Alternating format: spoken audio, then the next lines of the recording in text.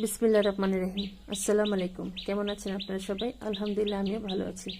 আজকে আপনাদের মাঝে আমি নিয়ে আসছি মটরশুঁটি ঘুগনি রেসিপি। তো আমরা প্রায় সময় যে ছোলা দিয়ে ঘুগনিগুলো রান্না করি, তো আজকে আপনাদেরকে মটরশুঁটি দিয়ে ঘুগনিটা রান্না করে দেখাবো। এখানে আমি কিছু পরিমাণ মটরশুঁটি নিয়ে নিয়েছি, প্রায় আধা কেজির মতো হবে। এখানে এগুলোকে আমি ভালোভাবে ছিলে পরিষ্কার করে ধুয়ে নিয়েছি। হালকা একটু গরম পানিতে ভিজিয়ে রেখেছিলাম যেন এটা একটু নরম হয়, বা মেডিসিন থাকলে যেন এটার গন্ধটা চলে যায়, সেজন্য। এই যে এরকম মটরশুঁটিগুলো নেওয়া আছে আমার, পরিষ্কার করে নেওয়া ধুয়ে। আর এখানে কিছু পরিমাণ আলু নিয়ে নিয়েছি, এরকম কেটে ছোট করে গুটি করে নিতে হবে আলুগুলো। এই যে এরকম ছোট ছোট করে।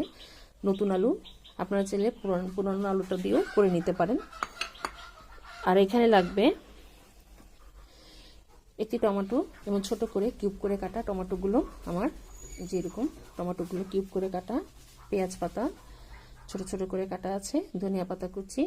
এখানে 1/3 ভাগ আমার গরম মশলার গুঁড়ো আছে, 4 চামচ পরিমাণ।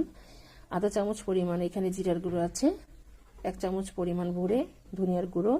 1 চামচ ভরে হলুদের গুঁড়ো। 1 চামচ ভরে লাল মরিচের গুঁড়ো। লাগবে পেঁয়াজ কুচি, পরিমাণ মতন লবণ নেওয়া আছে। আর লাগবে কাঁচামরিচ কুচি।